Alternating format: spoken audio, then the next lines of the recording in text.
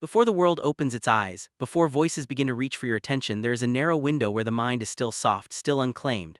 I learned to treat this moment as sacred, not because it is peaceful, but because it is powerful. What you place into your mind at the beginning of the day becomes the shape of everything that follows. If you allow the noise of others to enter first, you will spend the rest of the day reacting instead of moving with purpose. I would rise while the air was still cold and the sky undecided about becoming light.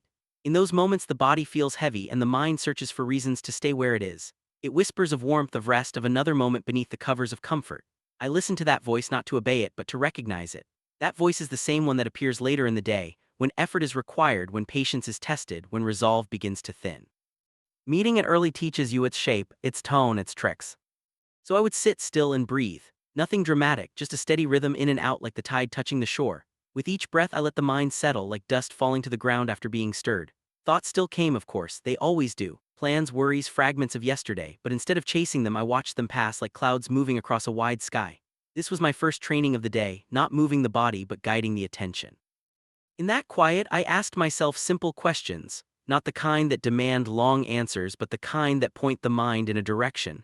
What is the one thing today that deserves my full presence? What is the one habit that, if kept, will move me closer to the person I am becoming? These questions did not need to be solved, they needed to be carried.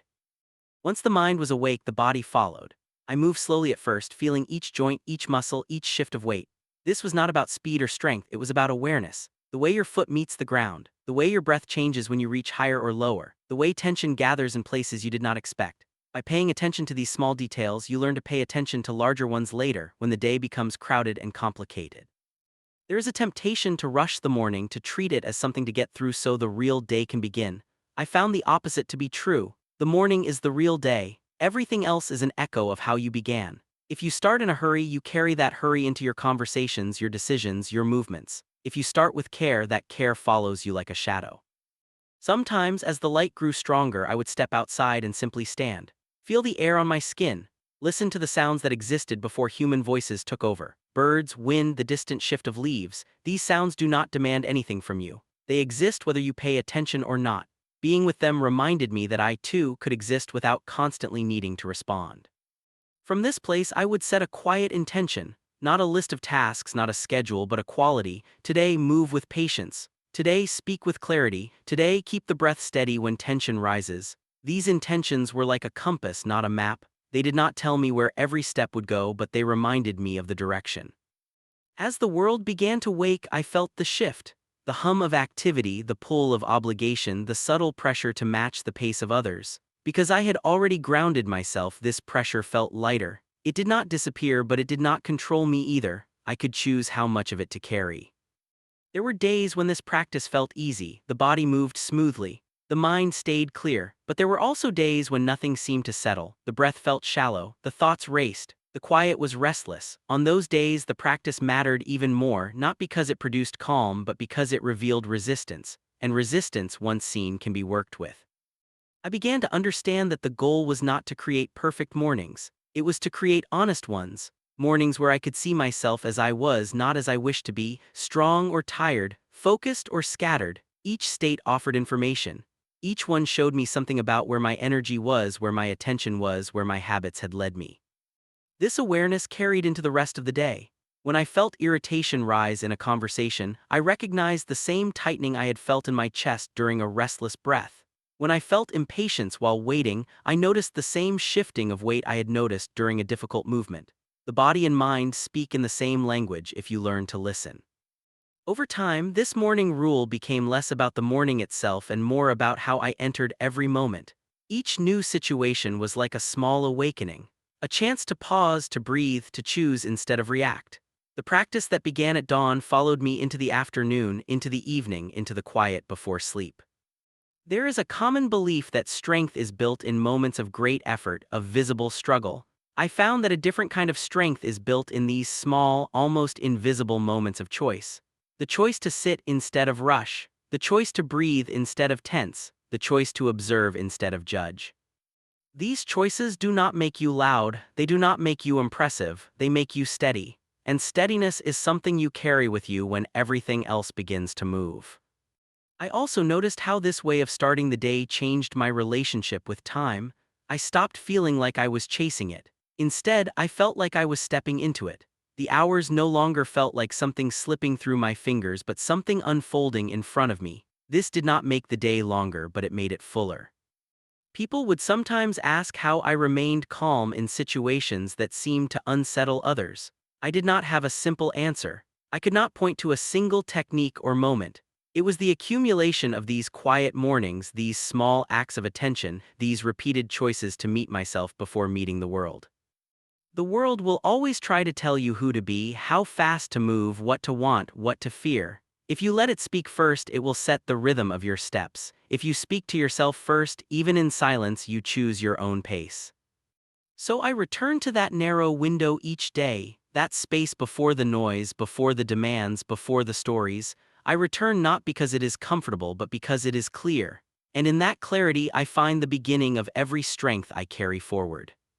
Begin your day before the world begins you. There was a time when I believed the body was the source of all strength. I thought if I could move faster, strike harder, endure longer, everything else would fall into place. But the longer I walked this path, the more I saw the truth hiding beneath the surface.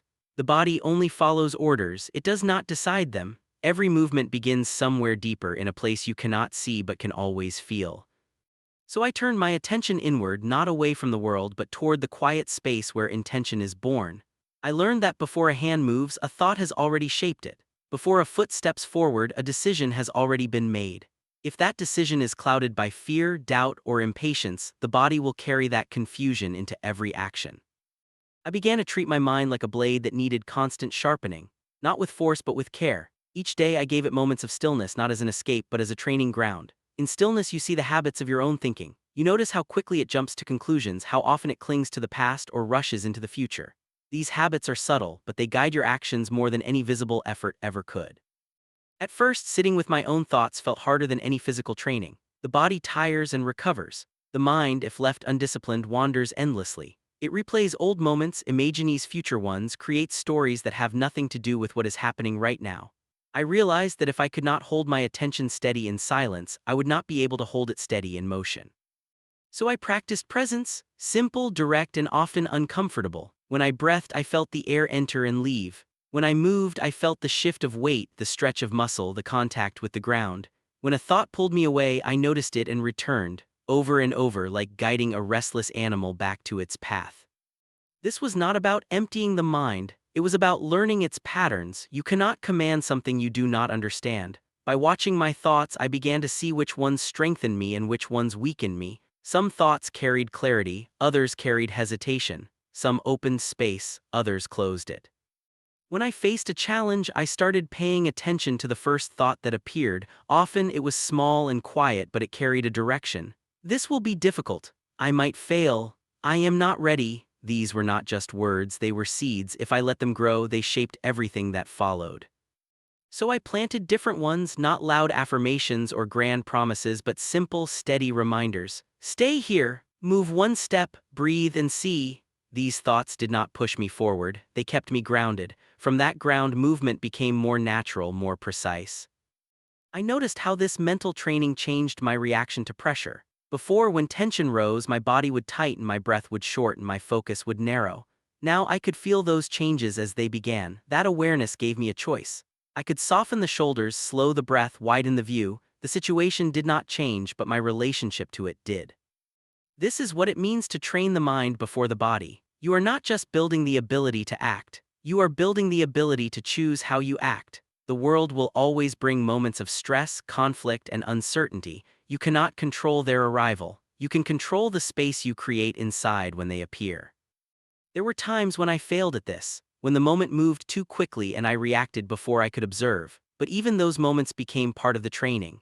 Afterward, I would sit and replay them, not to judge myself, but to learn. Where did my attention slip? Where did my breath change? What thought led me off my path? Each answer made the next moment clearer. I also learned that the mind is deeply connected to the body. When the body is neglected, the mind becomes restless. When the body is overworked, the mind becomes dull. Balance is not a fixed point. It is a constant adjustment. Listening to one helps you understand the other. There were days when my thoughts felt heavy, like clouds that would not move. On those days, I moved my body gently, letting the rhythm of motion clear the space inside. There were other days when my body felt slow and tired. On those days, I returned to stillness, letting the mind settle before asking the body to follow. Over time, this conversation between mind and body became more fluid. I no longer saw them as separate. They were two expressions of the same current. When one was clear, the other followed. When one was strained, the other reflected it. I began to see how much of what people call strength is actually mental endurance. The ability to stay with something when it becomes uncomfortable. The ability to remain present when the outcome is uncertain. The ability to continue when the reward is not immediate. These abilities are not built through force, they are built through familiarity. By meeting discomfort often in small and controlled ways, you teach the mind that it does not need to run at the first sign of difficulty. You show it that staying is possible. This is why I valued simple, repeated practices. The same movement, the same breath, the same moment of stillness day after day, not because they were impressive, but because they were reliable. Reliability builds trust. When your mind trusts that you will stay, it becomes less anxious about what lies ahead. I also noticed how this training affected my interactions with others. When someone spoke with anger, I could feel my own response rising, but I did not have to follow it. I could listen without being pulled into the same current. This did not make me passive, it made me deliberate. Deliberation is a quiet form of power. It allows you to choose the moment of action instead of being driven by the moment of reaction. It creates a pause where clarity can enter. The more I practiced this, the more I saw that true control is not about suppressing emotion. It is about understanding it. Anger, fear, excitement all carry energy. You can let that energy scatter you, or you can guide it. The choice begins in the mind long before it shows in the body. I also learned to respect the limits of my attention. There were times when I tried to hold too many things at once, to be aware of everything. This only created tension, so I simplified. One breath, one step, one point of focus. From there, the rest could be added naturally. Simplicity is not lack, it is clarity. When the mind is clear, the body moves with less effort. When the mind is cluttered, even simple tasks feel heavy. As days turned into months and months into years, this way of training became less something I did and more something I was. The line between practice and life began to blur. Every moment became an opportunity to notice, to adjust, to choose. I no longer waited for special conditions to feel centered. The center traveled with me. It was in the breath, in the step, in the pause before speaking, in the space between thought and action. And in that space, I found a kind of freedom. Freedom from being pushed by every passing feeling. Freedom from being pulled by every passing opinion. Freedom to move according to a deeper rhythm that did not depend on what was happening outside. This is why I say the mind is trained before the body, because when the mind is steady, the body becomes a natural extension of that steadiness. Every movement carries intention. Every action carries awareness. Every moment becomes part of the same continuous practice. Build the quiet strength first, and the visible strength will follow.